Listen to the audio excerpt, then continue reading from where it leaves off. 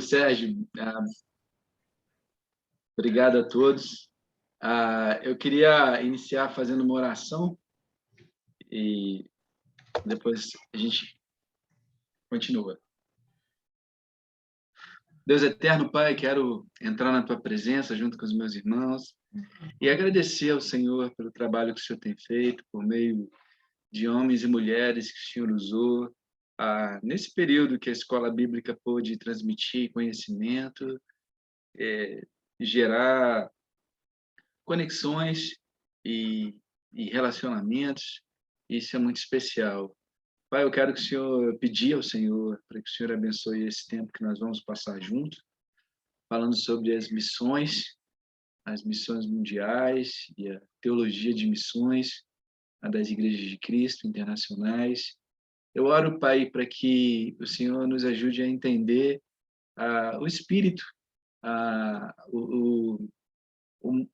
visão de mundo, o paradigma que era usado, Deus, e que a gente possa também ser inspirado, Deus, por isso. Eu me lembro de um conto de Natal que fala sobre uma visita de os espíritos dos natais anteriores e levava a pessoa a se arrepender da forma de vida que ela tinha e ser transformada. E é tão especial a gente falar de missões e ver o que movia as missões, de alguma forma termos a esperança de que o teu espírito e a visão de mundo correta possa mudar nossos corações e a nossa forma de vida, Deus. Obrigado, Pai, por estarmos aqui juntos. Mais uma vez, agradeço por poder compartilhar, agradeço pela minha família que tem me apoiado, por todos que estão aqui, Deus. Te oro grato em nome de Jesus. Amém. Amém, irmãos. Hoje eu vou estar falando sobre as missões mundiais. Mateus 28 fala sobre isso. Muitos de nós conhecem o versículo de cor, Jesus falando para que os discípulos vão para todas as nações, batizando e ensinando eles a obedecerem a tudo, e ele vai estar conosco até o final dos tempos. Então, a gente vai falar um pouco sobre as missões mundiais dentro das igrejas de Cristo internacionais. Antes disso, eu queria agradecer, eu sempre agradeço a minha família por me permitir estar aqui, apesar dela minha esposa não estar aqui comigo, está com as crianças, mas sem ela eu não poderia fazer, e Deus me abençoou com 3 meninas preciosas, Sofia, Samantha e Sara. E agradecer ao Sérgio, ao Denilson e ao Brunão por me convidarem e apoiarem, e ao Solomon por estar fazendo junto comigo. Eu tenho falado várias vezes sobre a abordagem que eu tenho usado, né? Então, tanto é importante a gente lembrar do passado, para a gente não cometer os mesmos erros, e ao mesmo tempo ver como Deus tem trabalhado na história, né? Como Jeremias fala, né? De lembrar daquilo que pode dar esperança, porque senão a gente perde o principal. Se a gente não vê o braço de Deus agindo, a gente perde o principal.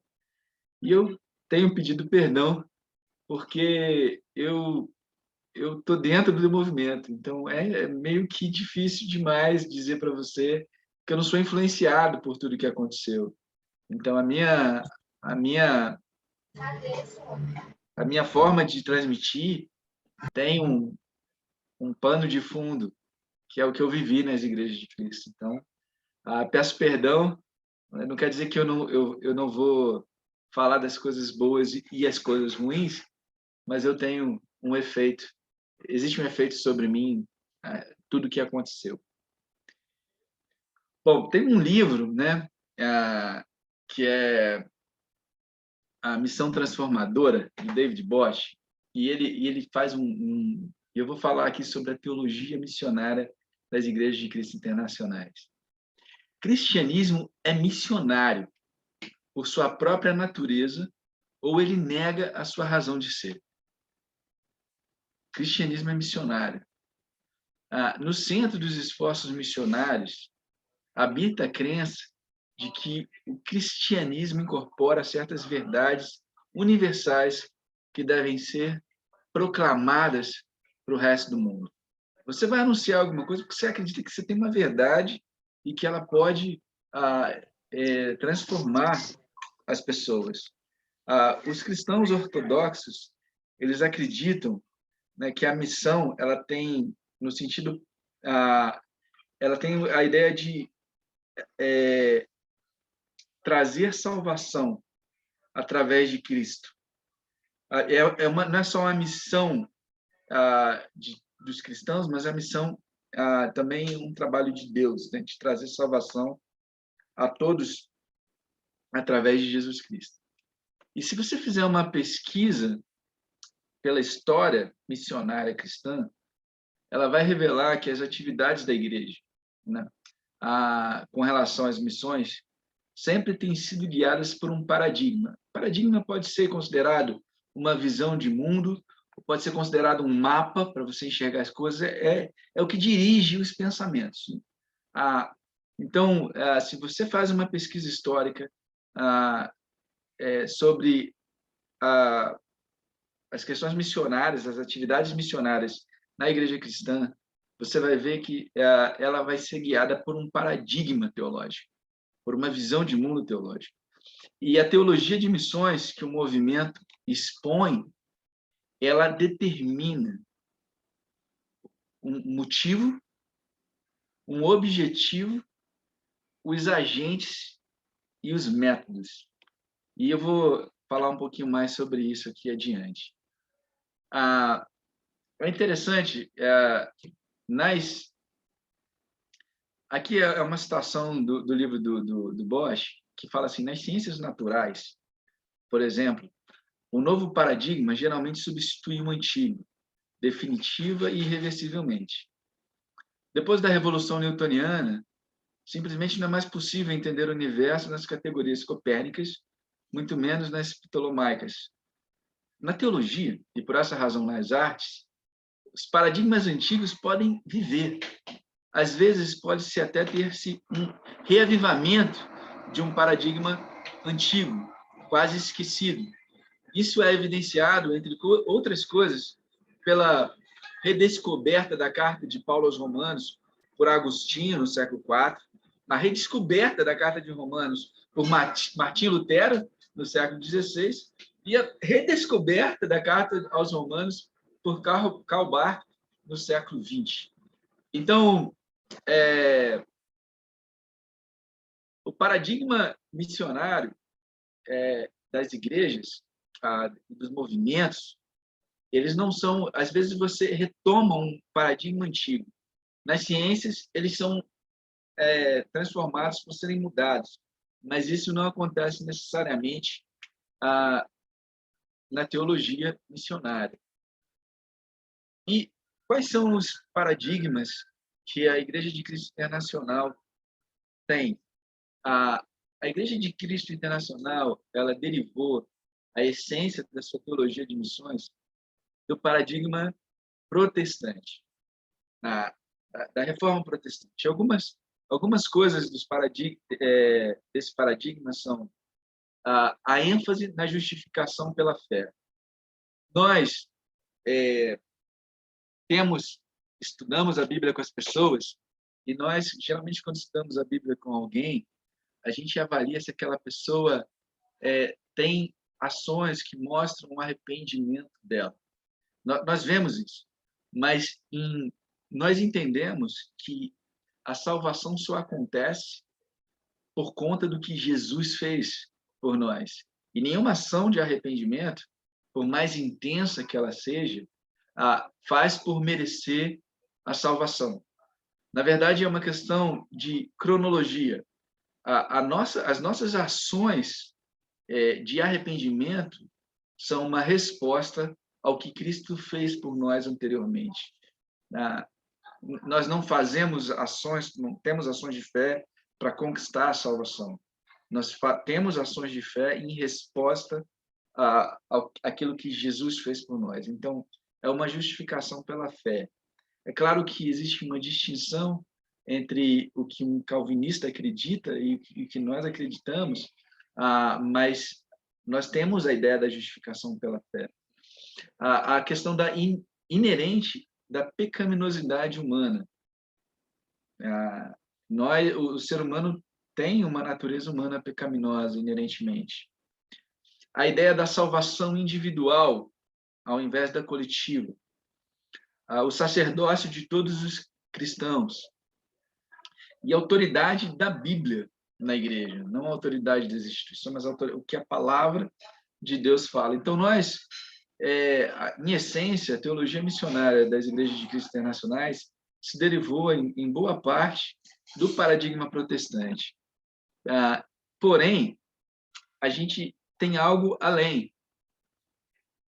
A gente, em essência, derivou da teologia do paradigma protestante, mas a gente radicalizou esse paradigma de uma forma bem semelhante aos anabatistas do século XVI. Talvez você não conheça a respeito dos anabatistas. A palavra anabatista, né, vem do grego, é de re e baptizo de batismo. Então, os anabatistas, eles rebatizavam. Qual era a ideia? Né? Os anabatistas, eles avançaram um aspecto subjetivo da salvação em mais um degrau, incluindo a decisão pessoal de se tornar um discípulo de Jesus e de ser batizado. Então, os anabatistas, eles eram considerados uma ala radical na Reforma Protestante, isso lá no século XVI, e eles foram perseguidos por conta das crenças deles. Por exemplo, no século XVI, né, teve um anabatista holandês que foi acusado de inquisição acusado de heresia pela Inquisição espanhola, e ele foi queimado, né? Um dos primeiros anabatistas a serem perseguidos e se tornar mártir foi Félix Mans, e ele foi afogado em 5 de janeiro de 1527. Amarraram os braços dele, colocaram os braços atrás dos joelhos e um pedaço de madeira para ele não conseguir tirar, e afogaram ele. Teve um rei que ele declarou que os anabatistas deveriam ser afogados, né? E ele chamou isso de o terceiro batismo, porque além do batismo infantil, os anabatistas acreditavam que aquele batismo infantil não era o significado do batismo não era aquilo, e que você precisava tomar uma decisão como um adulto. E aí era o segundo batismo, e esse rei Fernando falou sobre um terceiro batismo, que era o melhor antídoto para os anabatistas, que era matá-los afogados. Então, eles foram perseguidos desde bastante tempo. Assim, qual era a ideia? Assim, desde Constantino, a igreja ela era inclusiva. Independente da devoção ou degeneração dos membros da igreja, eles eram considerados cristãos por causa deles terem sido batizados quando crianças. E, durante a Reforma, os reformadores eles buscaram corrigir vários erros doutrinários, mas eles mantiveram a ideia de que a igreja, sendo ligada ao Estado, né, e uma instituição ligada ao Estado. E os anabatistas eles desafiaram essa ideia, essa estrutura, né, da igreja como instituição de Estado, e eles desafiaram eles com a prática de um batismo adulto. Para você, né, não é todo mundo que faz parte da igreja, né? O batismo infantil não era algo válido, ele era completamente inválido, e os únicos cristãos verdadeiros eram aqueles que criam como adultos, que haviam experimentado uma regeneração e se comprometeram a se tornar discípulos devotos de Jesus. E o batismo era um símbolo dessa regeneração e dessa decisão de um convertido de se tornar um discípulo de Jesus. Então, essa ideia de que a igreja, se você fosse batizado quando criança, você fazia parte disso sempre, isso foi desafiado, e essa estrutura, né, de hierarquias, de instituição, foi desafiado pelos anabatistas. Então, eles foram perseguidos por conta disso. E as igrejas de Cristo internacionais, elas têm um paradigma que se encaixa, né, e se identifica com esse mesmo paradigma. Só que tem algumas diferenças. Os anabatistas, eles acreditavam que você precisava, eles davam uma ênfase no discipulado. Discipulado aqui não é relacionamento de discipulado, mas é você ter Jesus como Senhor da sua vida, ter uma vida justa e incluir os relacionamentos, é claro. Mas eles tinham a ideia de que você deveria ter uma vida afastada, contracultural, né? Então, a forma deles verem que alguém tinha feito Jesus Senhor da vida dele era se eles tinham uma vida contracultural, e eles geralmente iam para regiões interiores, viviam em comunidade, e eles eram apolíticos, pacifistas, né? E viviam nessas comunidades. Já nas igrejas de Cristo internacionais, a ênfase no discipulado também existia, só que você mostrava que Jesus Cristo era Senhor da sua vida se você era evangelístico. Essa era a grande diferença. Você tinha feito Jesus Senhor se você fosse evangelístico. Então, o primeiro estudo que é feito da série First Principles, do Keith McKean, o primeiro estudo era o estudo de discípulo. Então, se alguém não era evangelístico, ele não fazia parte, ele não tinha tomado a decisão de que Jesus era o Senhor da vida dele. Então, essa era uma grande, sutil, mas uma diferença importante. O que definia alguém fazer parte, né, era aquela pessoa ser evangelística.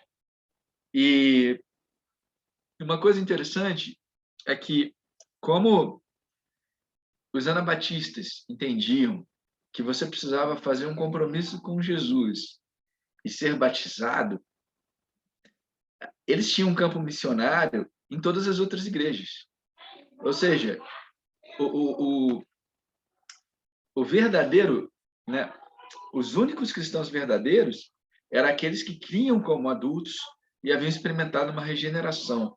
Então, em outras igrejas, tinham pessoas que não eram pessoas que eram verdadeiros cristãos. Então, eles tinham um campo missionário dentro das outras igrejas. E as igrejas de Cristo internacionais, elas também tinham um campo missionário entre outras igrejas. Porque se você fizesse parte de uma outra igreja, mas você não fosse evangelístico, você não tornou Jesus Senhor da sua vida. Se você fizesse parte de outra igreja e não tivesse sido batizado, você também não tinha tornado Jesus Senhor da sua vida. Então, o campo missionário existia também dentro de outras igrejas. E, além disso, depois de 1986, principalmente, com a divisão das igrejas de Cristo internacionais e as igrejas de Cristo da linha principal, existia campo missionário mesmo dentro das igrejas de Cristo, que a gente chama de tradicionais, mas que, enfim, são as igrejas de Cristo da linha principal, de onde nós viemos, né? Enfim, então tinha campo missionário dentro de outras igrejas e até mesmo dentro das igrejas de Cristo. E como a gente falou, o paradigma missionário ele vai ser determinante para te falar qual é o motivo. Qual é o motivo para as missões? O objetivo, os agentes e o método. O motivo dentro das igrejas de Cristo internacionais para as missões, ele vinha de um desejo de trazer pessoas de todas as nações para um relacionamento salvífico com Cristo Jesus, através do discipulado e do batismo. o objetivo das missões era algo bem próximo do motivo. O objetivo, e no caso, isso era declarado de púlpito várias e várias vezes, o objetivo, né, era evangelizar o mundo em uma geração. Os agentes da missão nas igrejas de Cristo internacionais foram os membros da Igreja de Cristo. Isso é a incumbência de todo indivíduo. Se você é um cristão, você é evangelístico. Isso era o paradigma. Então, os agentes eram cada cristão. Isso era pregado de púlpito. E isso foi declarado na Proclamação de Evangelização, que é um documento que foi emitido em 1994, dentro das Igrejas de Cristo. E o método, Milton Jones, ele escreveu um livro na década de 80, falando sobre discipulado, Ministério da Multiplicação.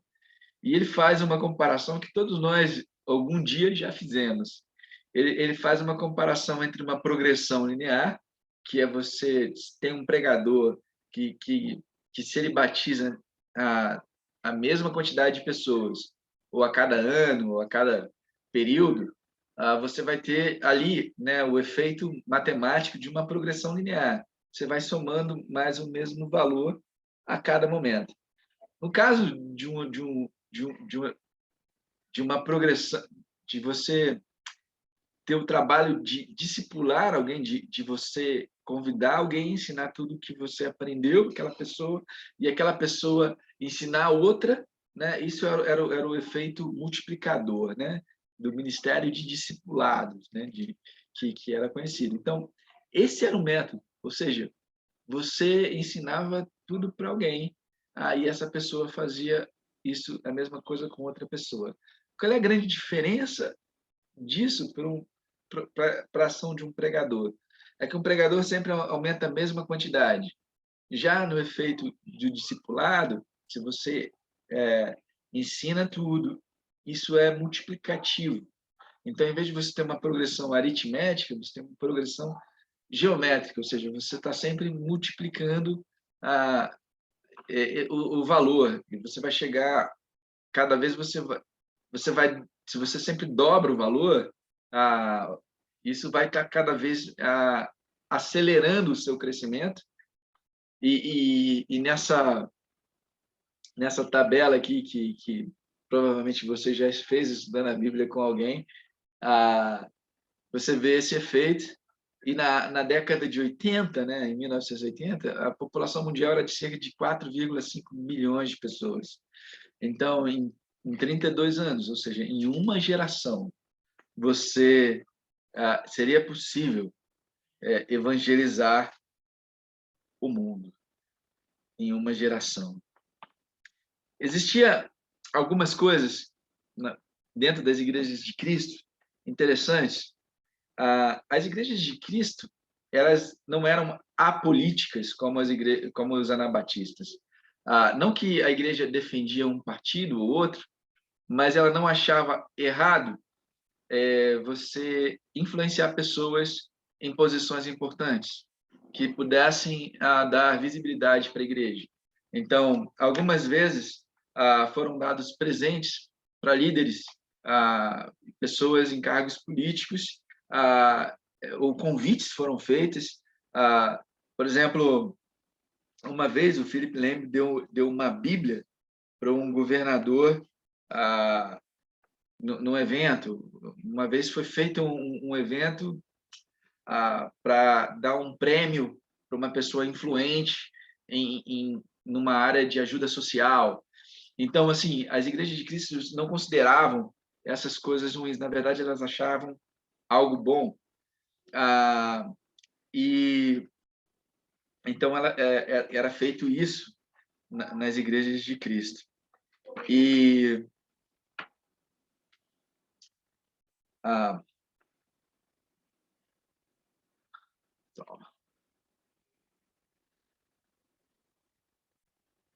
aqui eu coloquei para vocês aqui a proclamação de evangelização. Isso foi feito em 1994. Isso foi anunciado e E essa proclamação, eu peguei uma parte dela e coloquei aqui para a gente dar uma olhada, que diz assim: neste quarto dia de fevereiro do ano do Nosso Senhor de 1994, nós, os líderes de setor mundial, fazemos essa proclamação. Colocamos diante de cada verdadeiro discípulo, o mais antigo e sem resposta dos desafios cristãos, o cumprimento da grande comissão. Afirmamos e declaramos que a última ordem de Jesus aos 11 discípulos fiéis foi evangelizar o mundo em sua geração. Obedecido pelos apóstolos, este comando orientador se estende a cada geração seguinte, mas não foi cumprido novamente por quase 2 milênios. Como um movimento moderno de Deus, o tempo é agora para cada verdadeiro discípulo ir muito além de qualquer façanha de fé ou atos de ousadia testemunhados até este momento. Nessa proclamação, lançamos tal desafio. Hoje, compelidos pelo Espírito e por 5 milhões de almas perdidas, apresentamos à Irmandade uma estratégia simples, mas abrangente, para a conclusão do evangelismo mundial. Atualmente, existem 160 países, com uma cidade de pelo menos 100 mil habitantes. Os discípulos estão apenas em 49 dessas 160. Portanto, na presença de Deus, de Cristo Jesus, que julgará os vivos e os mortos, e em vista do seu aparecimento e seu reino, nós te encarregamos. Dê a Deus seus sonhos, energias, saúde, finanças, intelecto, família e, sim, até mesmo a sua vida, para plantar a igreja nas 111 nações restantes até o ano 2000. Vamos alcançar as pequenas nações não evangelizadas restantes no início do próximo milênio. Então, isso foi extraído aqui daquele documento, da proclamação de evangelização, que foi assinada por todos os líderes de setor mundial. E foi feito um trabalho para evangelismo e mandar missões para o mundo todo. Isso teve um impacto muito grande nas igrejas e foi um esforço não somente das pessoas serem enviadas para fora, para outros países, mas também um impacto financeiro que as igrejas também assumiram para apoiar essas implantações nas igrejas. A igreja em Boston, ela já tinha mandado outras missões. Na verdade, eles tinham muitas pessoas que eram bem capacitadas das universidades, como as universidades de Boston, como em outros lugares, e eles mandaram várias missões em vários lugares. Uma das e cada pessoa e muitas das pessoas, elas tinham um coração de realmente fazer o que fosse preciso para implantar uma igreja em outro lugar. As pessoas vendiam às vezes tudo que tinham, e algumas delas tinham um desafio de uma única mala. Teve um irmão que chamado Jim Bloggs, ele vendeu tudo que ele tinha e ficou e ele e a família dele, e eles ficaram apenas com uma mala. Cada um tinha direito a ficar com uma mala, e com uma mala eles foram para o campo missionário, né? Enfim, isso ficou conhecido nas igrejas e era conhecido até como desafio de uma única mala. Eu conversei até um pouco com um irmão que foi para a igreja no Paraguai, o Marcos. Ele falou que falaram com ele: vocês têm que levar uma mala para lá. Então, isso era famoso na igreja, né, o desafio de levar uma única mala. Alguns não abraçaram esse desafio no começo, né? Alguns ficaram com o que tinham, outras coisas, mas ficou conhecido o desafio de levar uma única mala. E os líderes e as pessoas estavam elas estavam convencidas de que era importante sacrificar pela igreja. Então, muitas missões foram enviadas. Talvez a primeira missão enviada foi a igreja de Chicago, e foram várias igrejas, mesmo antes da proclamação de evangelização, muitas igrejas foram implantadas. Chicago, Londres, São Paulo, em 87, a Igreja do México, e a Igreja de Boston, ela mantinha um seminário de evangelismo. Então, juntavam-se, cada ano se tinha um seminário de evangelismo mundial, e falando de missões, e as pessoas, muitas vezes, nesses seminários, eles separavam times missionários, e depois de terem aulas e terem tinham vários estandes falando sobre vários campos missionários, e geralmente no final desses seminários se chamava equipes missionárias de que iam implantar a igreja em alguns lugares, e os presbíteros da igreja oravam por eles, e eles partiam nas implantações das igrejas. E uma coisa interessante assim é que com a implantação das igrejas, o sacrifício financeiro foi alto. E uma das necessidades da igreja era manter uma idoneidade na administração e nas finanças da igreja. Então, foi chamado uma pessoa chamada Cecil Button.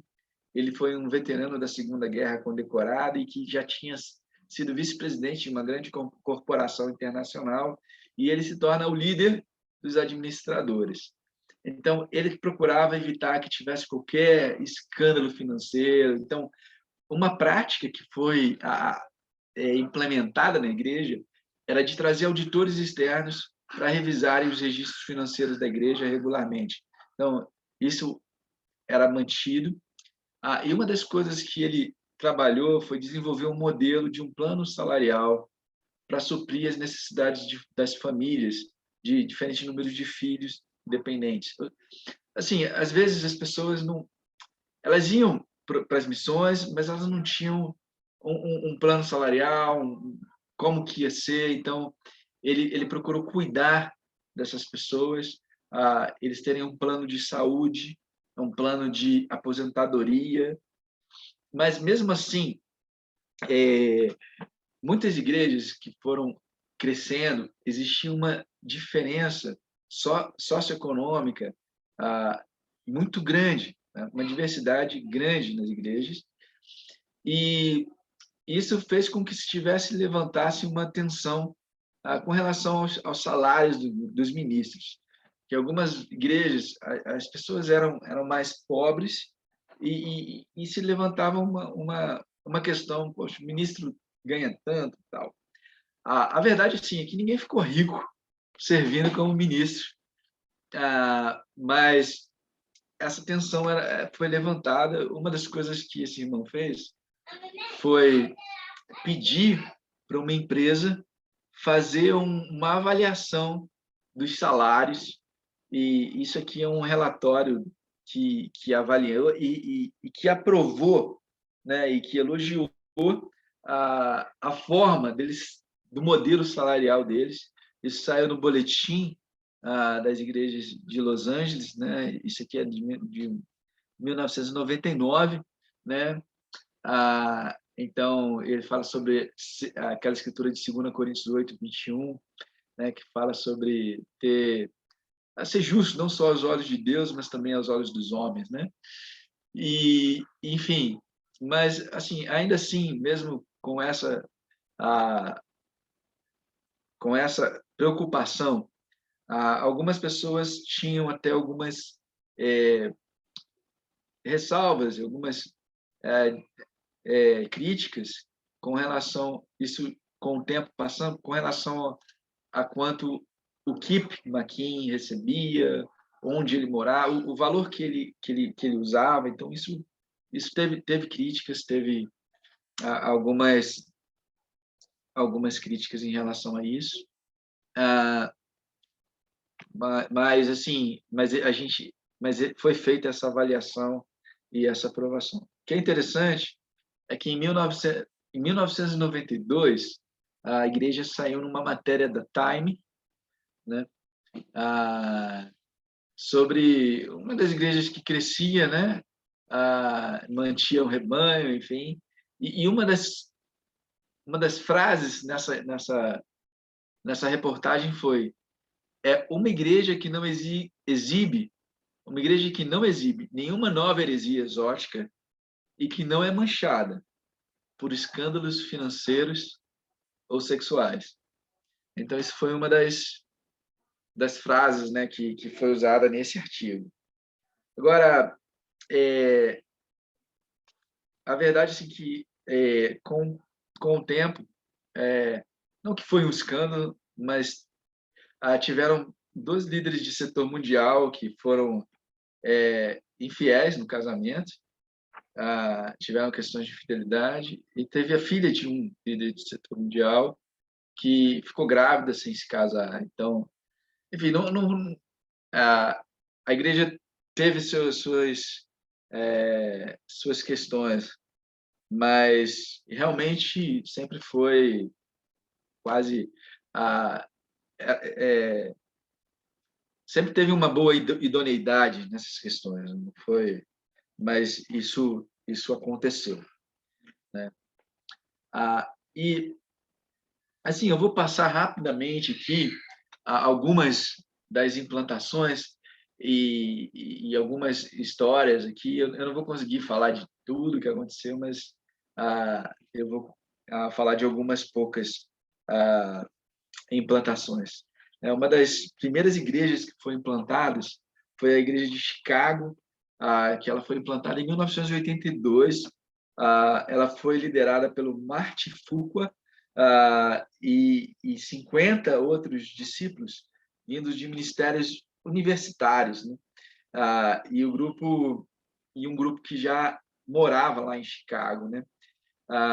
E eles não foram treinados previamente, tiveram um treinamento formal, e isso fez com que tivesse uma dificuldade na unidade deles, né? Mas enfim, foi uma implantação muito muito boa. Um mês depois, Douglas Arthur e Jim Lloyd, com 6 outros membros de Boston, isso um mês depois, tá? O Douglas Arthur e foi implantar a igreja de Londres, né? A igreja de Londres. Assim, quando eles chegaram lá, não era uma cidade tão aberta como eles imaginavam, mas eles descobriram que tinham uma prática, né, de se falar, tinham cantos de oradores, né, e você podia ir naquele lugar e falar. Então eles iam naqueles lugares e faziam um mini sermão para chamar as pessoas. Não era tão efetivo, mas era uma prática que acabou pegando nas igrejas mesmo depois né, de 82 lá, e muitos lugares no mundo eles faziam essa prática de a gente não precisa de um lugar onde tem esses lugares para um orador falar, a gente pode falar numa praça sem nenhum problema. E aí eles meio que outras igrejas também tiveram essa prática de pregação na rua. Bom, não era uma assim, até hoje assim a gente vê até outras igrejas fazerem isso, né? Mas isso foi uma coisa que eles fizeram em Londres e mesmo não sendo tão efetivo, acabou pegando e outros grupos acabaram fazendo, né? A, a igreja de Londres também, depois de uma fase complicada, ela teve um pouco de perseguição. Então, quando a igreja chegou em Londres, muitos jornais e tabloides publicaram várias coisas, né? As seitas dos Estados Unidos estão vindo para cá e eles aproveitavam que tinha aquelas questões do Jim Jones e outras questões e eles acabavam falando, né, sobre isso. Enfim, e influenciavam, né, as pessoas. As diferenças culturais entre americanos e britânicos marcaram os irmãos missionários, que é como se eles entendessem que, bom, existe uma diferença e é de e ser missionário é desafiante, mas eles continuaram, né, e a igreja em Londres prosperou, ah, e, e eles continuaram a enviar missões. Em 1986, uma igreja multirracial foi plantada em Joanesburgo, isso em 1986. A missão, o time missionário tinha 22 irmãos negros e brancos, e ela foi liderada por um irmão que era nativo da África do Sul, ele e a esposa dele. A esposa, ele e a esposa. E a igreja cresceu durante o primeiro ano, mas esse casal que liderava a igreja, que era o Doug, ele e a Daphne, eles tiveram que deixar sair dessa liderança e aí eles foram substituídos por outros irmãos, um novo casal, que foi enviado de Boston para lá, mas que tinha sido convertido no movimento de Crossroads. Esse irmão, que era o Ron Drabot, ele foi convertido no ministério de Crossroads, né, em Tampa, em Flórida, e ele era conhecido por acordar às 4 horas da manhã todo dia para passar 4 horas orando e lendo a Bíblia e estudando. Então, a igreja ela cresceu, mas ela tinha um relacionamento tênue com o governo por conta do apartheid. Então, a igreja era uma igreja multirracial.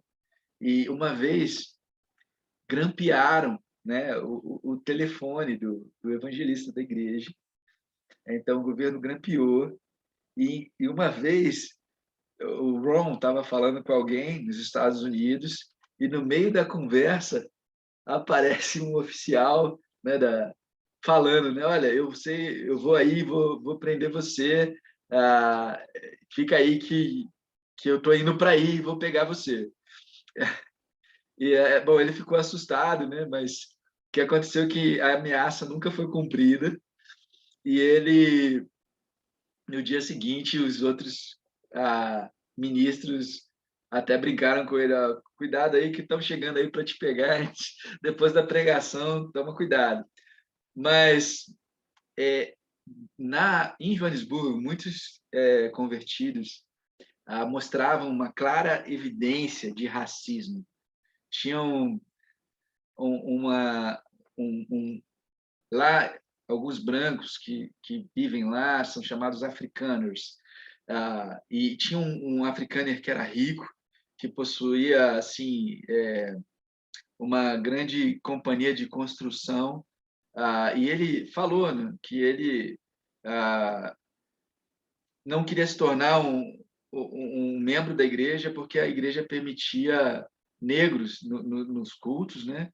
Mas depois de estudar a Bíblia várias vezes, ele começou a se arrepender das atitudes racistas dele. E ele confessou que uma vez até tentou, que ele colocou, né? Ele tinha perdido o juízo, né? Colocou a mão de um trabalhador no torno, né? Mas ele acabou sendo batizado e se tornou um exemplo de amor e servidão na igreja. E ele, inclusive, como era dono de uma consultora, ele fornecia trabalho para irmãos e fazia contribuições generosas. Outra situação, né? Outro irmão que foi, quando estudou a Bíblia, quando ele estava fazendo um cálculo de despesas, ele confessou que ele nunca abraçou uma pessoa negra na vida dele. E um desafio que foi dado para ele era abraçar um irmão negro da igreja, né? Na congregação. E ele falou que quando abraçou uma pessoa negra, né, ele se sentiu como se estivesse abraçando um réptil, alguma coisa assim, mas ele transformou a vida dele e ele depois se tornou melhor amigo de pessoas negras. Então, a Igreja de Joanesburgo e da África, ela lidou com muitas coisas assim. A igreja, em 1994, tinha uma assistência de 1.300 pessoas. Por exemplo, num culto, eles tinham 54% das pessoas negras, 45% das pessoas brancas e 1% asiático. Então, ela refletia a, a diversidade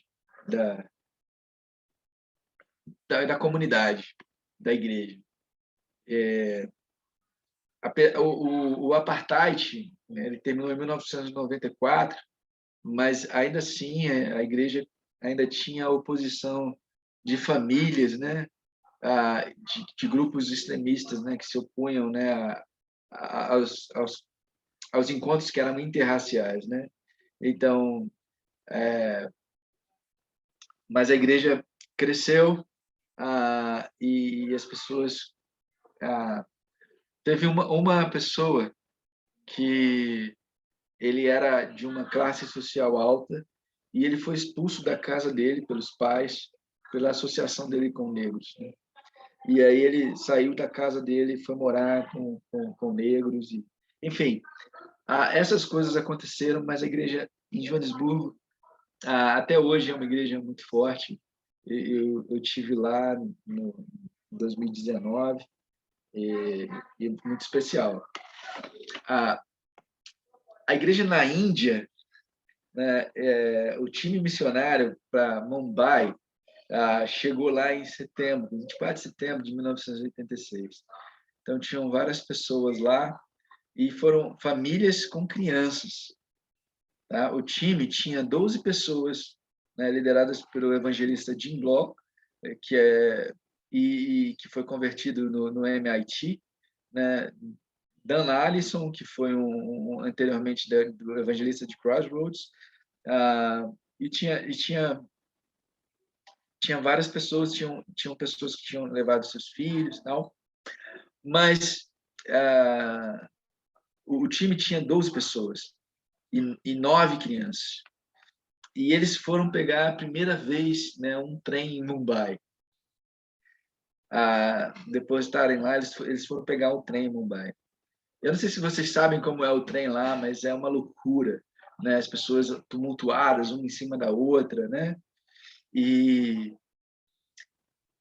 de 10 a 15 pessoas morriam nesse tipo de transporte público.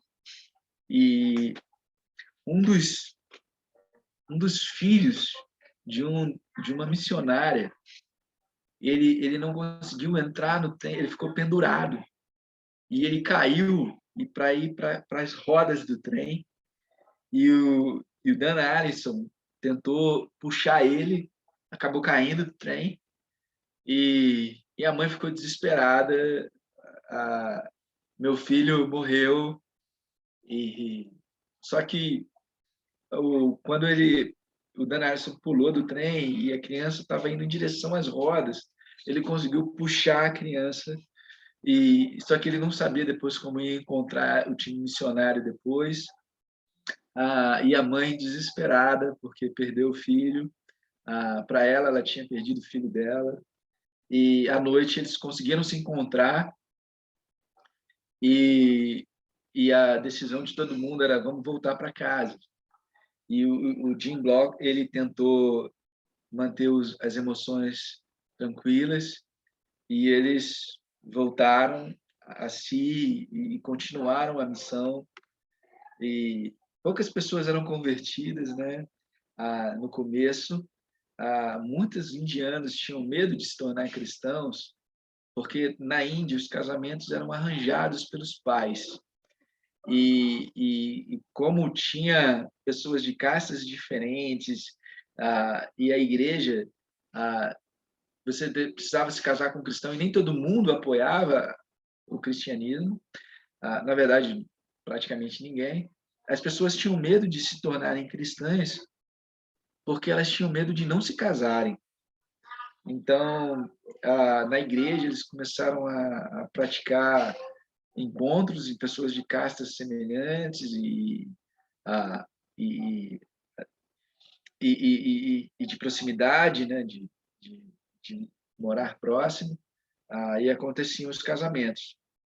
E isso era como meio que um arranjamento da igreja para os casamentos acontecerem. E o que acho que é engraçado assim que nos Estados Unidos isso era criticado e na Índia isso era apoiado.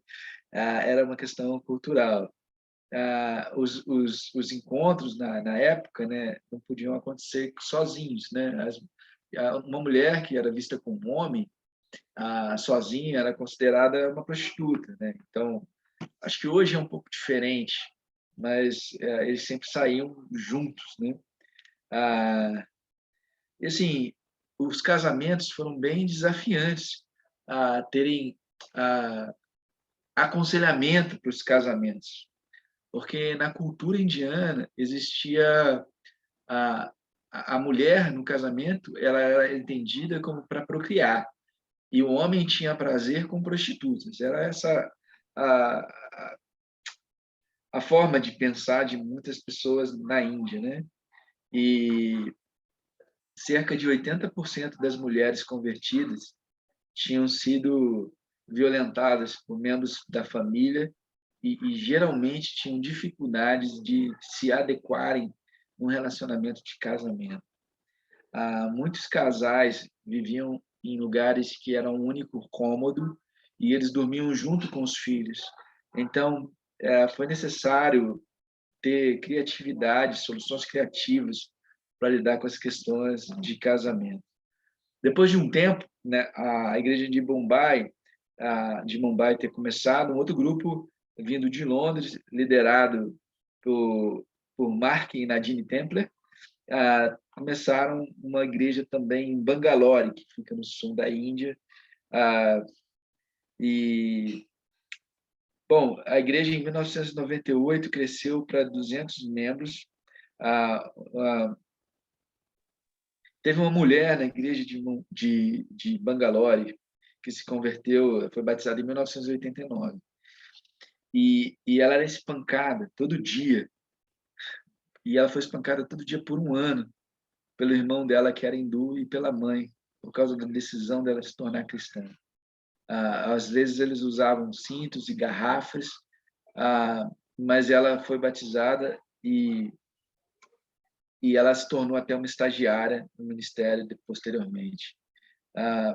Muitos outros cristãos tomaram decisões de se tornar, muitos outros indianos que tomaram a decisão de se tornarem cristãos também eram surrados, eram espancados por seus familiares, né?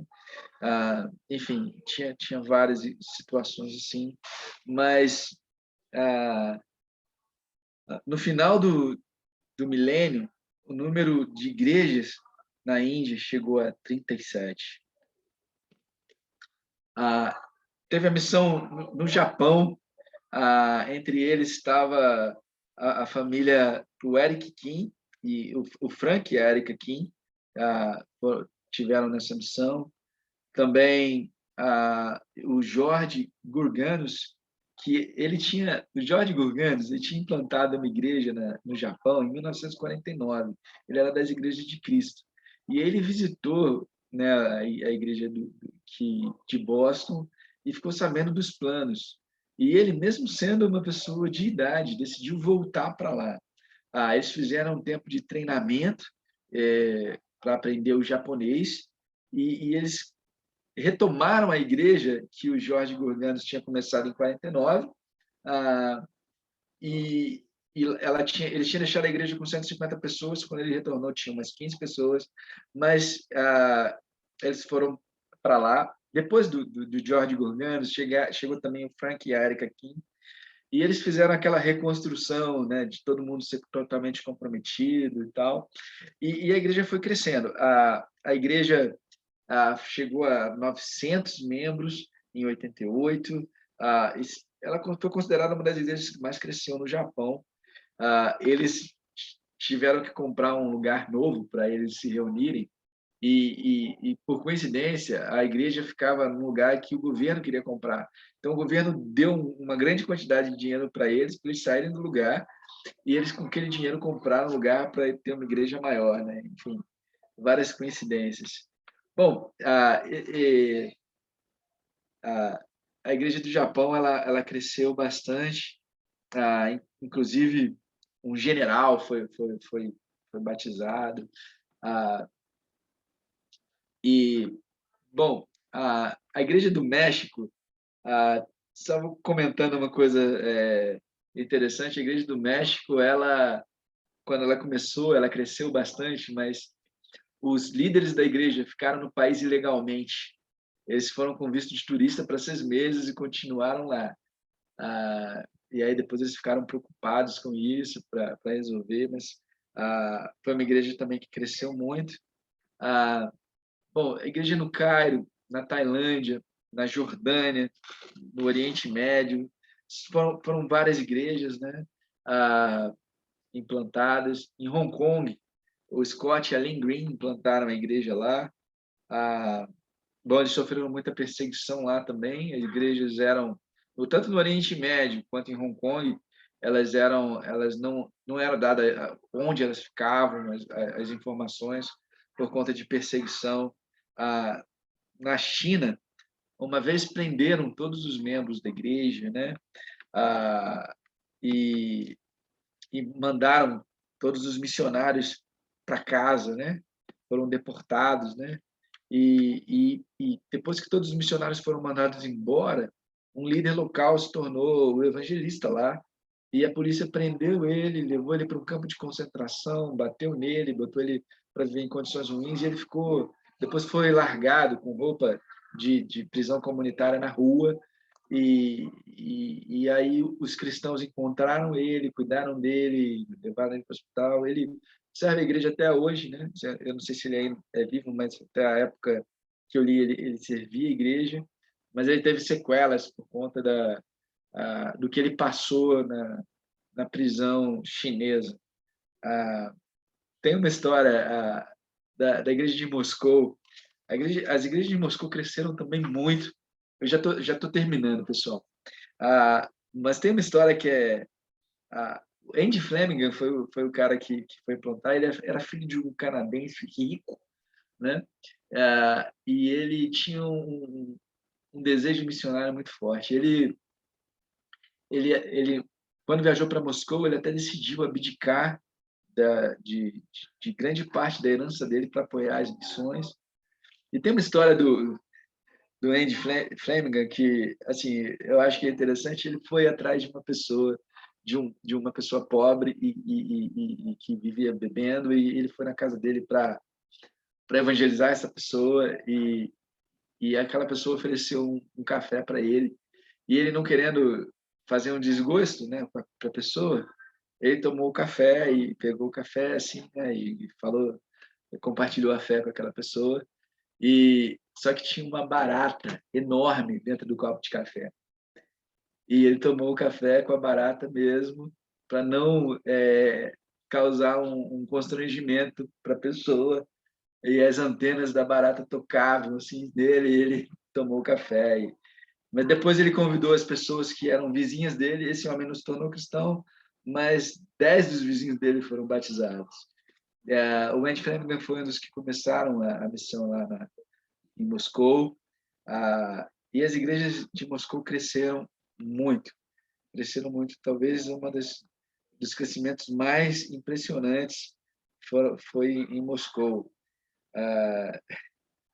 Por exemplo, apesar das dificuldades, a igreja cresceu no primeiro ano. Bom, uma das missões que Moscou implantou, que cresceu batizou 438 pessoas, né, no primeiro ano. E eles mandaram outras missões. E a igreja também tinha um braço de Hope, que era ajudando outras pessoas em todos os lugares. Isso era apoiado pelas igrejas. À medida que as pessoas iam conhecendo outros lugares do mundo e vendo a necessidade, a pobreza de tantas pessoas, Muitos evangelistas foram tocados com isso, e eles chamaram a igreja a participar de uma ação para ajudar os pobres e os necessitados. Bom, é isso que eu queria compartilhar com vocês. Eu vou parar por aqui, mas eu queria ter compartilhado com vocês o paradigma das missões e algumas das missões mundiais que as igrejas de Cristo fizeram. Isso que eu queria dividir com vocês. Queria abrir, caso tenha algum comentário ou pergunta, você pode fazer.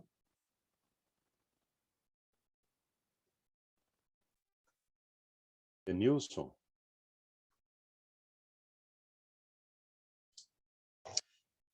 Oi, Samuel.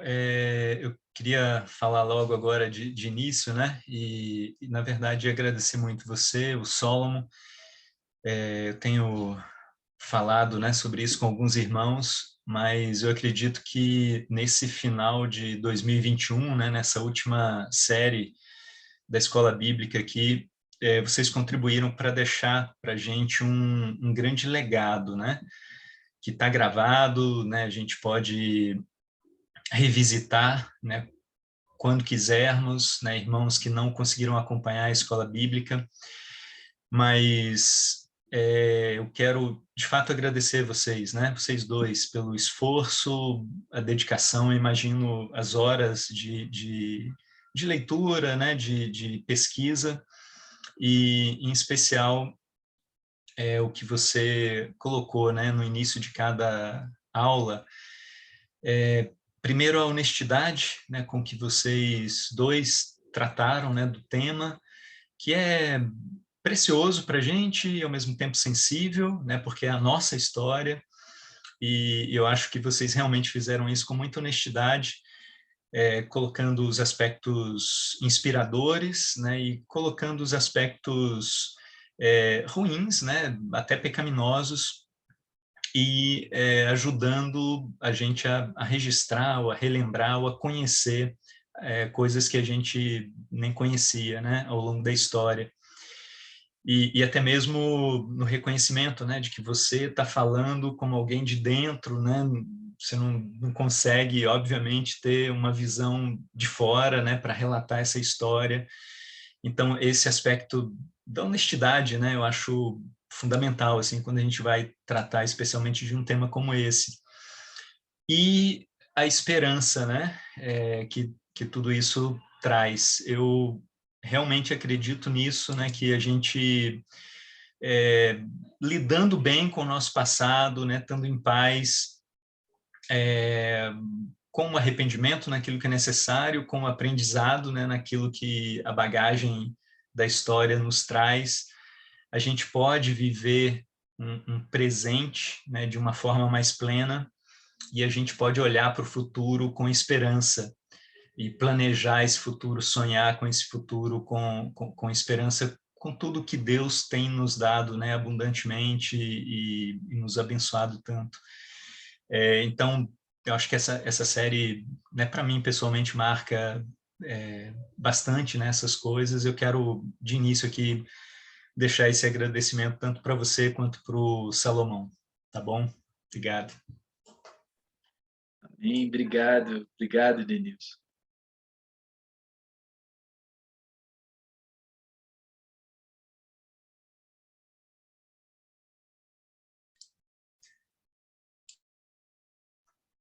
Olá, Brunão.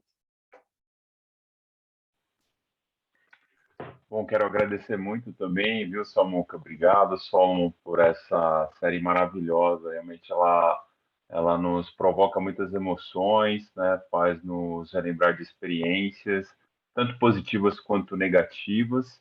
E como o Denilson falou, a transparência, a maneira como vocês trouxeram, tentando fazer um esforço de exercer a imparcialidade, né? Por mais que seja difícil, foi muito especial. Eu gostaria de fazer uma pergunta, né, para saber o que você pensa, qual seria a sua reflexão nesse sentido. O que a gente poderia fazer hoje para resgatar esse zelo missionário, né, essa paixão, esse desejo de fato levar Jesus a todos os cantos do mundo, a qualquer pessoa, independente da situação e da circunstância, né, sem, ao mesmo tempo, cometer qualquer excesso ou qualquer erro teológico ou qualquer maneira opressiva de tentar fazer isso acontecer, né? Que forma, de que maneira equilibrada você acha que a gente poderia resgatar uma coisa sem, no entanto, trazer qualquer resíduo ruim ou qualquer prática ou vivência que nós tivemos nessa questão do evangelismo, da missão. Eu passei por algumas experiências não tão boas, né, mas ao mesmo tempo eu vejo a maravilha do que esses irmãos viveram, eu também vivi, e às vezes eu fico com esse conflito interno, né? Como acalentar uma coisa sem ser influenciada por qualquer sentimento negativo. Ô, Bruno, obrigado por sua pergunta. Eu estou tentando responder há um tempo já essa pergunta, mas eu acho que uma das coisas boas é a história traz muita coisa boa. Ela nos ajuda a ver o que a gente fez de positivo e o que a gente fez que foi um erro. Alguns erros são até engraçados, né? Por alguns excessos, mas alguns marcaram profundamente a vida de pessoas e assim, você coloca a sua vida para uma missão, para salvar outras pessoas, e alguns impactos disso são grandes, né? Por exemplo, teve muitos irmãos que foram espancados, teve irmãos que até perderam suas vidas, né, por conta do evangelho. É claro, você precisa ter uma certeza, mas é uma decisão importante, é algo que é delicado, assim. Mas eu acredito que uma das coisas mais revigorantes para nos tornar mais evangelístico é a gente crescer na nossa fé. Paulo fala, criei, por isso falei. Quanto mais a gente... no primeiro slide fala que cristianismo é missionário por essência, né? E os cristãos acreditam que tem uma verdade que precisa ser comunicada para as outras pessoas.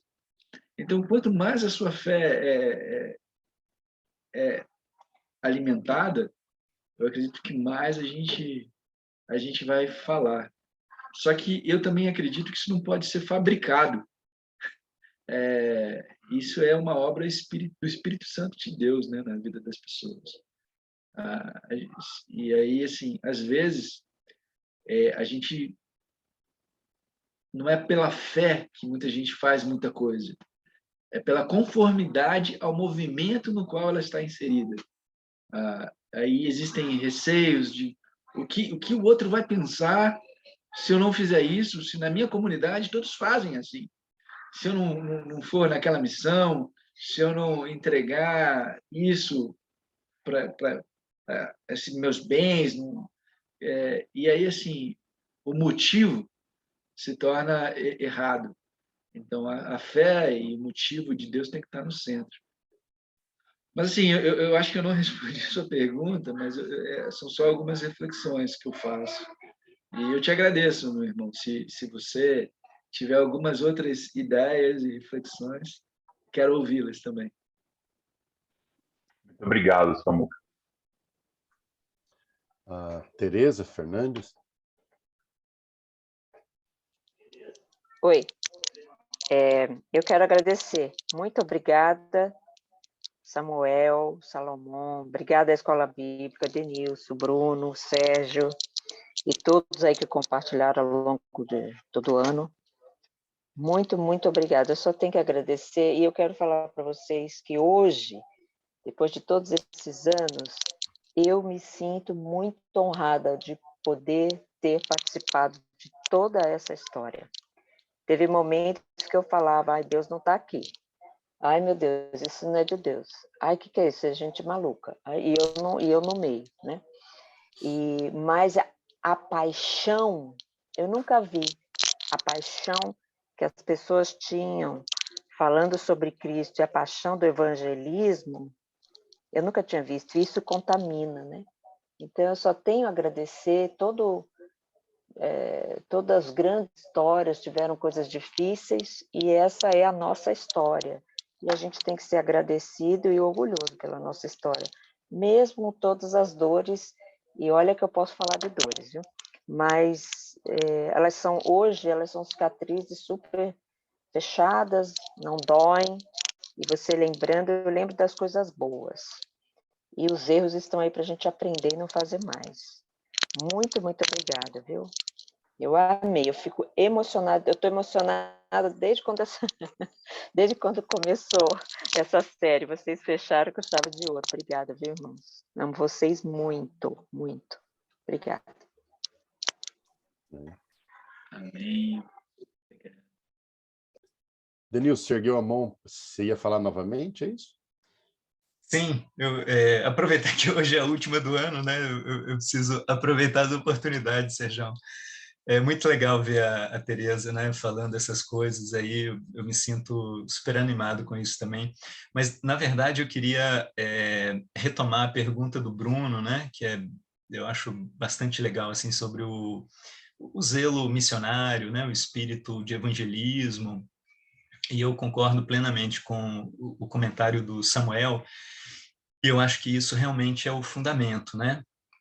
O nosso relacionamento com Deus vai nos impulsionar, de fato, a compartilharmos a fé com quem está do nosso lado, com quem Deus coloca no nosso caminho, né? Eu acho que esse é o fundamento. E aí, tentando complementar, né, com algo que me vem à mente, o Samuel hoje, né, trouxe no início da aula aquelas características, né, dos anabatistas e também do nosso movimento, né, os focos. E eu acredito assim que a gente, ao longo da história, né, caiu no erro de um reducionismo, né, e todo reducionismo tem suas consequências negativas.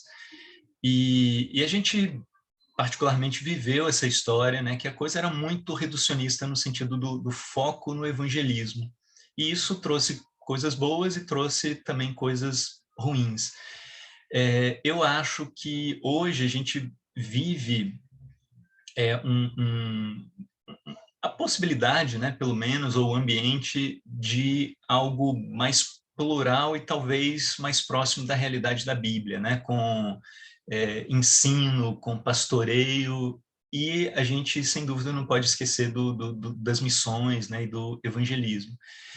E complementando essa questão pessoal, né, do relacionamento com Deus que nos impulsiona a espalhar o evangelho, eu acredito que nós precisamos orar que Deus, né, o Espírito de Deus, conceda dons de evangelista, né, como a Bíblia fala.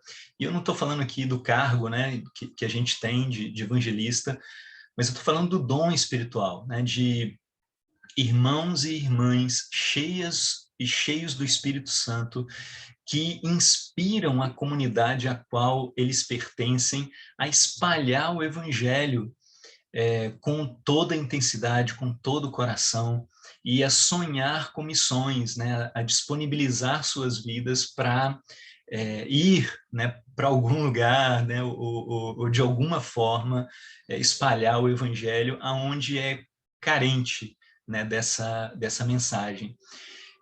Então, eu acredito também muito nisso, né?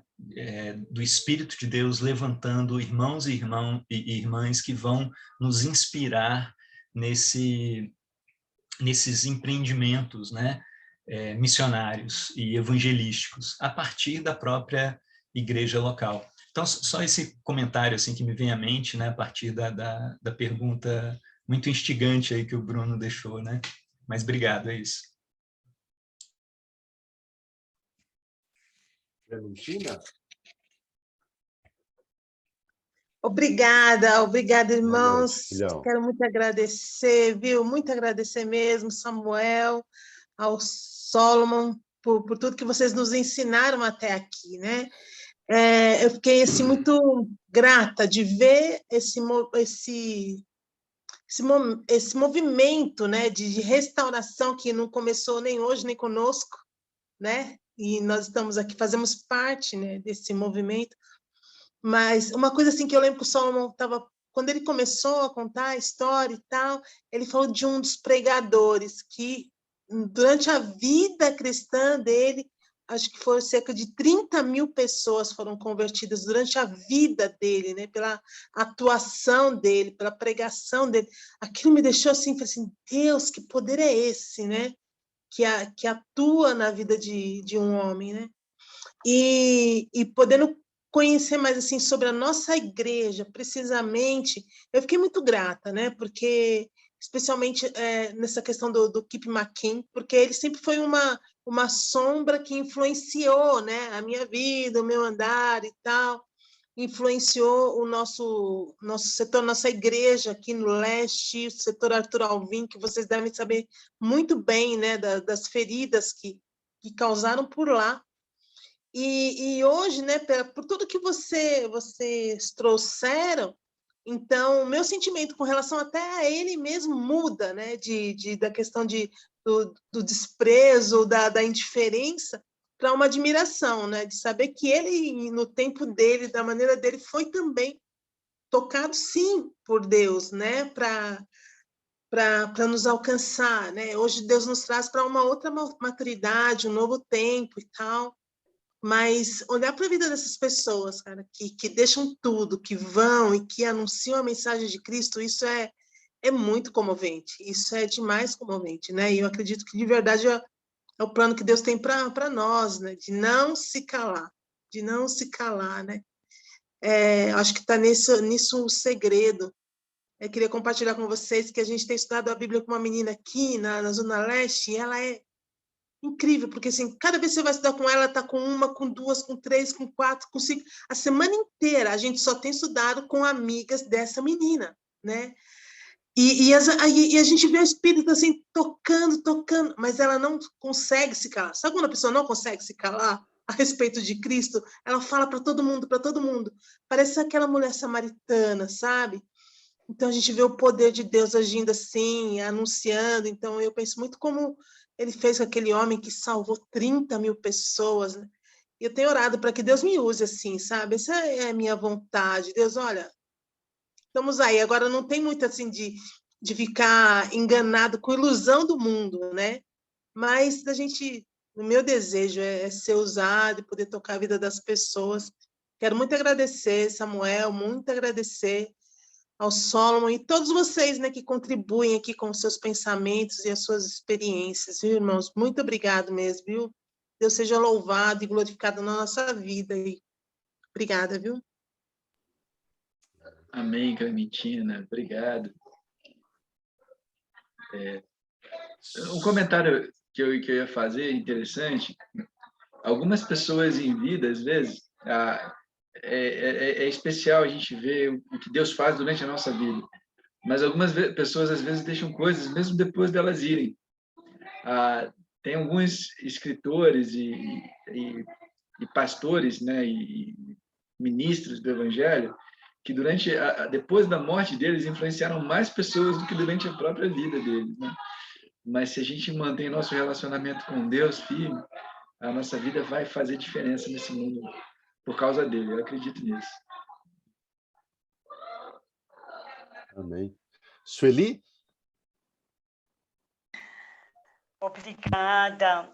Eu ia fazer uma pergunta, mas eu não vou fazer. Tem uma escritura que eu amo, que está em João 17, 20, você bem breve, diz assim: minha oração não é apenas por eles, rogo também por aqueles que crerão em mim por meio da mensagem deles, para que todos sejam um, Pai, como tu estás em mim e eu em ti. Que eles também estejam em nós, para que o mundo creia que tu me enviaste. Esse é Cristo, né? E eu também estou emocionada com essa aula. Muito obrigada. Só tenho a agradecer a Deus, em primeiro lugar. Eu fico emocionada, desculpa. Porque Deus é extraordinário, né? Todas essas aulas, desde que eu comecei, né? Porque antes eu estava com igreja em casa, então, por isso que eu não participava, mas tem sido edificante. E eu sei que vai ser edificante para outras pessoas, né? Tantas pessoas que vão assistir esses vídeos, né? Daqui a 10 anos ou mais, jovens, senhoras, homens e mulheres, né?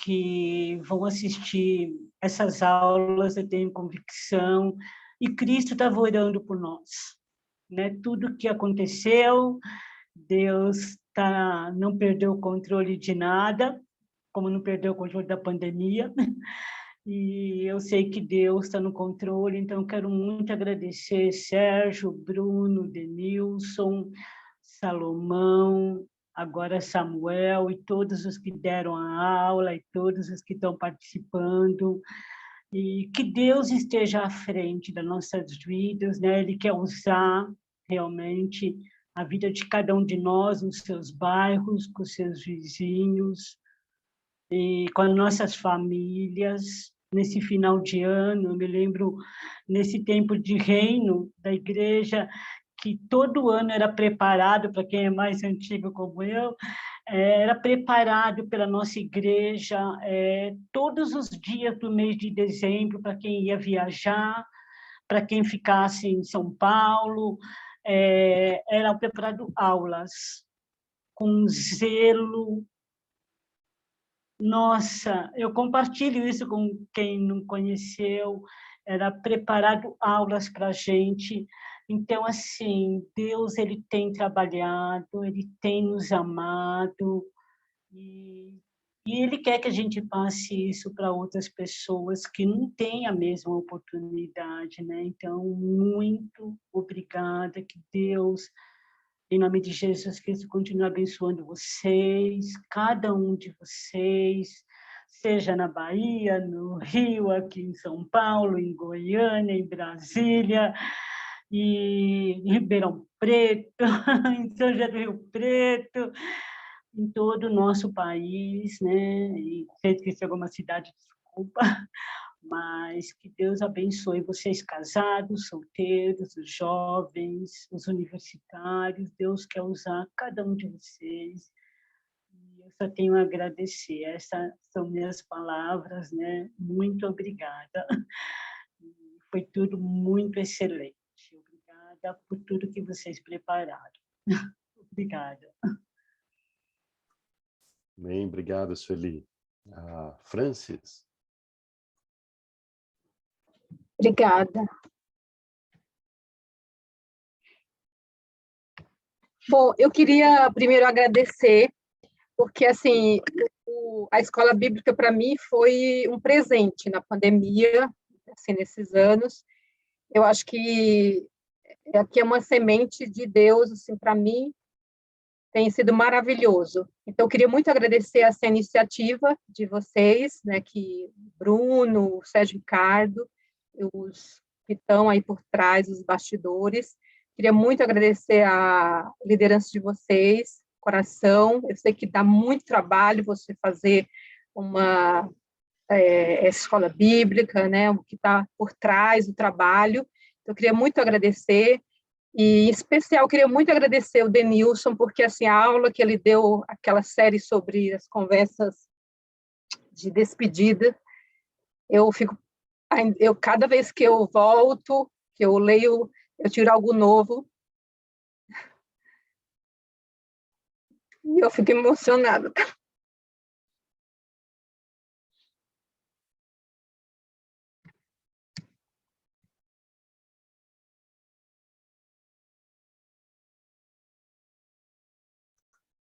Legal. Eu vou passar para a Yara, depois se a Francis quiser terminar, você pode terminar, tá bom, Francis?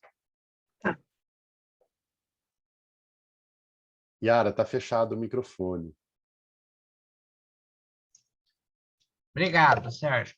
Eu quero agradecer, como todos aqui já fizeram, e acho que o Samuel já percebeu que todos que estão falando são os antigos de fé, são os que trazem uma mala de lembranças, de, como todo mundo já falou, de memórias boas e memórias ruins, mas eu quero agradecer muito, Samuel, a maneira que você conduziu esse estudo.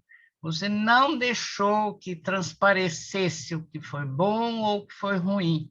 Você foi imparcial e me emocionou muito. Eu sinto o coração hoje apertado de saber que você está dando a última aula e quero pedir aqui em público que você volte, porque nós temos muita história ainda até chegar no dia de hoje, né? Para que você possa completar.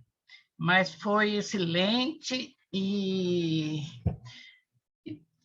ajudou muito a tirar muita coisa ruim do passado, como a Clementina disse, sobre o Keep, bom, e outras histórias. Mas eu acho que a excelência que nós vivemos no passado pode se repetir hoje. E vai ser gratificante do mesmo jeito. Eu me emociono muito também de pensar que há 32 anos atrás eu estava indo para Tupã, como disse a Sueli, com todos os templos preparados para as férias, com todo cuidado, com toda conversa, e realmente com cuidado, com amor. E é sempre incrível pensar. Mas muito obrigado, Samuel. Eu já pedi, vou falar com o Denilson, que essas aulas possam continuar, e agradecer muito o Denilson, o Sérgio, o Bruno, o Solomon, que deu a primeira parte, e principalmente o Samuel. Eu já escrevi aqui no chat, volte, porque isso vai alegrar muito os nossos corações e muita mágoa vai sair também de ver que valeu. Todo esse tempo valeu muito para a gente formar um caráter muito forte com Deus. Mas muito obrigada e até fevereiro. Bom fim de ano a todos. Oi, Yara. Não, obrigado pelo pedido. Acho que você falou que cada um tem uma mala aí da história, né? Gigança. O pessoal só pode levar uma, né? O resto tem que ficar. Tô brincando. Mas eu peço até desculpas. Eu até queria abranger a história toda, mas eu fui pegando cada detalhe, juntando, e eu não consegui passar toda a história nesse período. Mas eu vou conversar com os irmãos, quem sabe a gente não pode, talvez, continuar, né? Mas realmente eu acho muito especial, assim, é a nossa história. Quem nós somos tem a ver com o que nós vivemos, né? E o que eu acho legal, assim, tem gente que prefere que pessoas de fora contem a história. Mas quando você vive numa família, você vai falar sobre a história do seu pai, do seu avô, você conta ela de forma diferente de alguém de fora. Ele fez as coisas erradas, assim, sabe? Não tem esse vínculo do benefício que você recebeu por ele ter sido um ancestral seu, ou alguém que influenciou a sua história. Mas a gente vai conversar sobre isso, talvez continuar. Mas obrigado, Yara. É muito bom estar com vocês e receber o carinho e o amor de vocês, é muito especial. Eu fico feliz de vocês estarem pedindo para o Samuel voltar, porque eu fiquei há mais de um ano pedindo para ele vir, ele quase perdeu a amizade comigo e ele não vinha. Mas agora que ele veio e vocês estão pedindo, eu acho que ele vai voltar mais rapidamente para o próximo. Mas vou continuar, vou passar para o Cláudio e para a Carla. Boa noite a todos. Samuca, quero agradecer também. Foi fantástico ouvir, né, a sua imparcialidade aí falando da igreja. Né, o Salomão não está, mas foi incrível também. o que a Yara falou é exatamente o que eu ia falar, né? Da gente dar continuidade e, de repente, falar das implantações aqui no Brasil, né? Que eu lembro, eu fui batizado em 93, a primeira, depois do Rio, fui Belo Horizonte, e foi indo, né? Então, acho que a gente podia contar um pouquinho da nossa história também. Então, já que você estudou toda a nossa história aí, meu irmão, manda bala aí, prepara aí, senta com os irmãos e vamos falar um pouquinho de nós aqui também, né? Mas eu fiquei muito grato de ouvir, né? Fiquei muito emocionado também, eu lembrei muito do KNN, a gente tinha um KNN, Novas Notícias do Reino, né? Então, toda semana tinha um KNN, e era emocionante. Eu estava até comentando com a minha esposa que a gente podia... eu tenho gravado em DVD alguns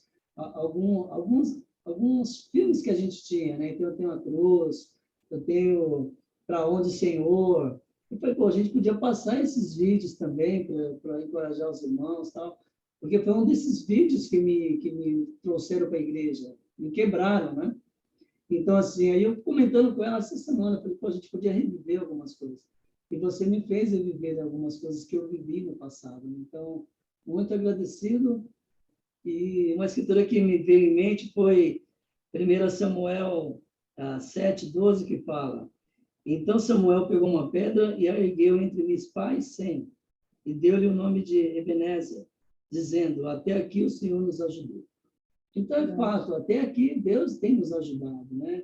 Como a Teresa compartilhou, muitos irmãos aí, a gente passou por tantas lutas, tantas dificuldades, mas o fato é, até aqui Deus tem nos ajudado demais. Então, como a Yara compartilhou dos velhões, então tem muitos velhões aqui querendo saber dessa história, né? Reviver um pouquinho da história que a gente viveu, e você a trouxe com muita eloquência aí, com muita imparcialidade, então foi bem bacana. Muito obrigado. E boas festas a todos. Legal. Nelson? Obrigado. Samuel, olha, queria muito te agradecer também, viu? Eu não imaginava que eu ia ficar tão emocionado, né, ouvindo essas histórias novamente das missões, né, das implantações, né? Puxa, isso realmente é muito emocionante e ainda mexe muito, né, com cada um de nós. Então, queria muito te agradecer. Também, assim, eu fiquei curioso, Samuel, de imaginar como que devia ser o discipulado lá entre os anabatistas, né? Eu imagino que eles não tinham aquela árvore de discipulado, né? Mas eu fiquei curioso de saber, né? Também, uma outra coisa que eu percebo, assim, eu acho que a gente ainda tem a visão da igreja do primeiro século muito romantizada, né? Um trecho que você estava compartilhando sobre aquela declaração do Kipp, ele afirma que a grande comissão foi obedecida pelos apóstolos, né? Como se no primeiro século tivesse tudo sido perfeito, né? Como se as igrejas fossem perfeitas, né? E a gente sabe que não, né? Então, isso é uma coisa que eu queria te perguntar também, né? A visão que você tem sobre algumas coisas que são colocadas, né? Como isso, né? A grande comissão foi obedecida pelos apóstolos, né?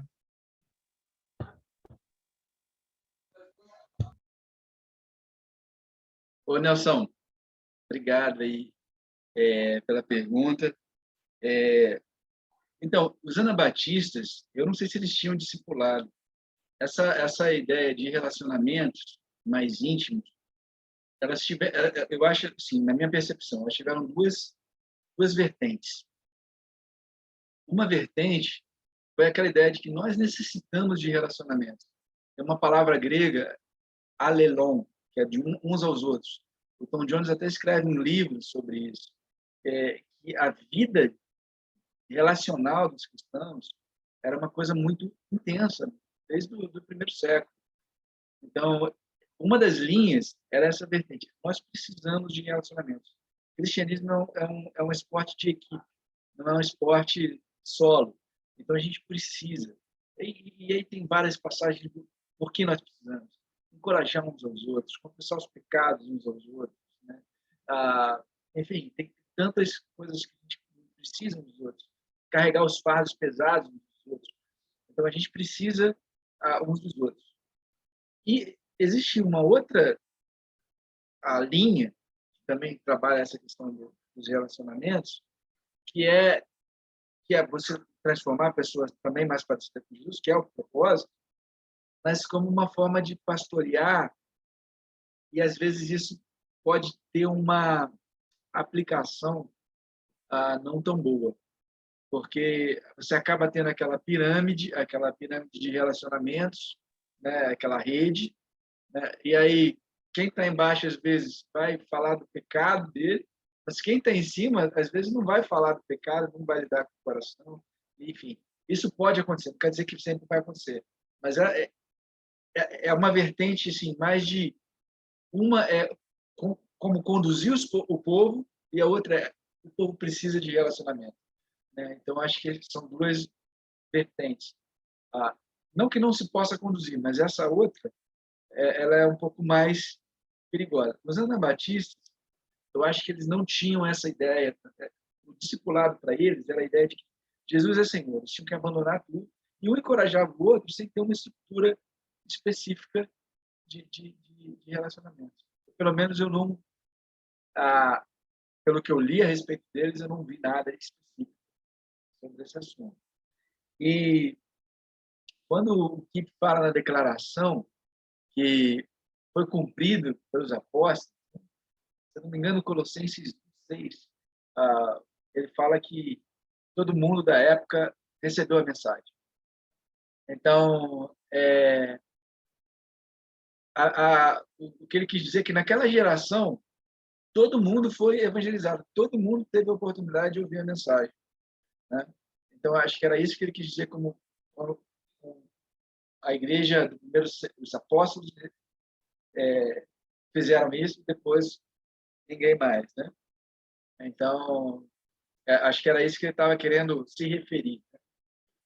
Mas às vezes a gente fala de algumas coisas e a gente quer chegar em algum lugar e a gente usa frases de efeito e coloca a mensagem de uma forma que talvez impacte mais, mas não reflete necessariamente exatamente o que aconteceu. Mas nesse caso aí da declaração, eu acho que ele fez isso aí para dizer que a mensagem chegou em todos os lugares, no mundo do primeiro século. Legal. Francis?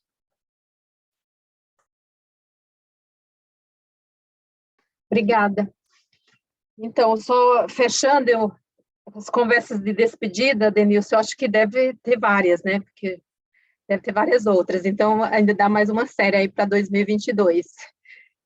Então, mas eu queria muito agradecer assim essa história, essa última série. Eu acho mesmo que nós fechamos aqui com chave de ouro, porque eu já tinha lido um artigo que fala sobre jornada de fé, né, que está disponível no site da igreja. E quando eu li esse arquivo, me ajudou muito, tem uma ideia assim, uma ideia geral do nosso movimento, enfim, dessas questões. Mas aqui, como o Salomão e o Samuel trouxeram, assim, tem coisas que eu nem sabia, que foi muito, né, nem conhecia, nem imaginava. Então, foi muito importante para mim essa questão da história, e agora, assim, as três últimas, que daí entra mais no que nós vivemos, né, no que eu vivi, enfim. E eu acho que foi uma série, assim, que mexeu muito comigo, porque tinha momentos que você falava algumas coisas que alguns cristãos mais novos faziam uma pergunta ou outra, e eu ficava pensando, gente, mas eu peguei essa pessoa no colo, né? E, assim, algumas coisas que você falava, eu falava, eu errei com isso, né? Eu fiz isso.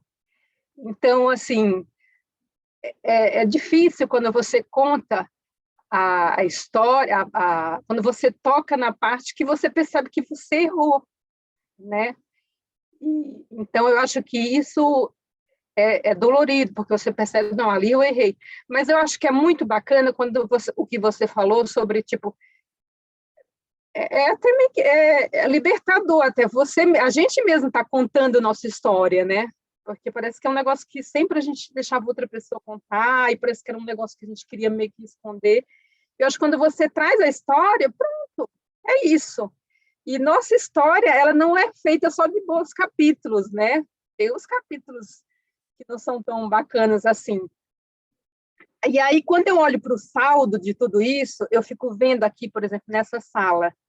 Gente, eu fico pensando, pessoas que estão aqui foram as primeiras parceiras discipuladas, sabe? Pessoas que estão aqui, eu fico vendo, tipo, a Yara, por exemplo, teve momentos que ela foi mãe, irmã, ela foi, sabe? Então, assim, e vários outros de vocês aqui. Então, eu acho que o saldo, ele, para mim, é positivo, entendeu? Então, eu acho que a gente, quando eu olho para isso, eu penso, é positivo o saldo, e eu penso nessa coisa de olhar para frente, e eu tenho um pouco dessa pergunta aí que o Bruno fez, porque eu penso, porque se você está ali, tipo, conhecendo de Jesus, né? Outro dia eu estava lendo um livro que falava assim, que o convite não é só para você seguir Cristo, mas é para você conhecer Cristo. E aí eu fico pensando, puxa, à medida que você está conhecendo Cristo, às vezes é mais difícil, porque você está passando por momentos, por fases mais desafiantes, então às vezes você conhecer um pouquinho, dependendo da fase que você está passando, já é muito. Né? Mas aquele pouquinho, à medida que você está conhecendo, que você passa, você tem alguma coisa para passar, que é justamente a missão. E aí eu fico pensando, poxa, então como você equilibrar isso, né? Para você não cometer os mesmos erros, enfim. Então, eu fico com um pouco dessa pergunta do Bruno e fico muito grata por todos vocês que fazem parte da minha história, né? Obrigada.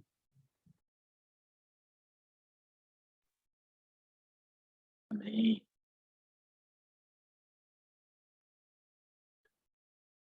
Vai lá, Brunão, você também pode falar de novo. Desculpa, gente, realmente é o último encontro, eu vou abusar um pouquinho aqui do tempo da paciência de vocês. Não, todos esses comentários, o que a Francis disse, o que o Denilson falou também, né, pensando em tudo isso, eu acho que uma das lições, pelo menos o que eu tiro, é que a gente, além do evangelismo, a gente tem que aprender outras coisas, né? A gente precisa alcançar pessoas, mas a gente precisa cuidar de pessoas. Uma faceta, um dado da nossa história, obviamente não dá para falar de tudo, mas ao mesmo tempo que essas missões alcançaram muitas pessoas que foram batizadas deixaram quase que imediatamente a igreja. A gente tem história nas igrejas da África de pessoas no mesmo ano, centenas eram batizados, mas no mês seguinte centenas deixavam a igreja. E daí eu fico pensando, mas o porquê, né? O que está errado nessa medida? Por que a gente perdeu tantas pessoas? Realmente, eu acho que é bem na direção do que o Denilson estava falando. A gente precisa também aprimorar a arte de cuidar de pessoas. A gente tem que alcançar, assim, de maneira fervorosa, zelosa, pela paixão que nos faz levar Jesus para qualquer canto do mundo, mas a gente vê várias escrituras como Jesus falando para Pedro, Pedro, você me ama? Você me ama de verdade? Então cuida das minhas ovelhas.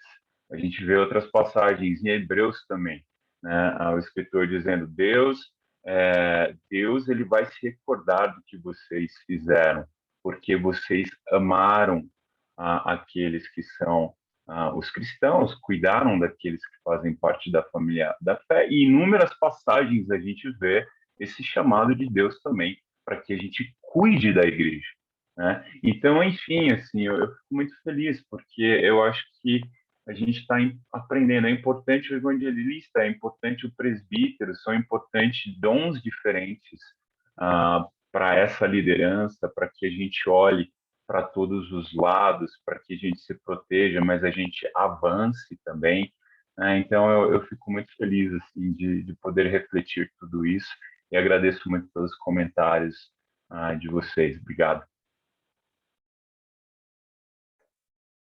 Obrigado. Pessoal, só antes da gente concluir, eu queria só aproveitar os que estão aqui presentes. Teve uma das séries que a gente fez que foi sobre Romanos, e foi uma série que trouxe algumas discussões muito interessantes, alguns questionamentos, e a gente falou um pouco naquela época sobre salvação, sobre batismo, e isso levantou várias perguntas, dúvidas, e o Denilson passou esse tempo elaborando um documento, preparando um artigo para falar um pouco sobre essa questão de como a gente enxerga a salvação, o que é importante, como Deus trabalha com tudo isso. E eu acho que isso vai trazer muitas reflexões e algumas das respostas que foram levantadas, algumas das quais alguns de nós ainda faz hoje.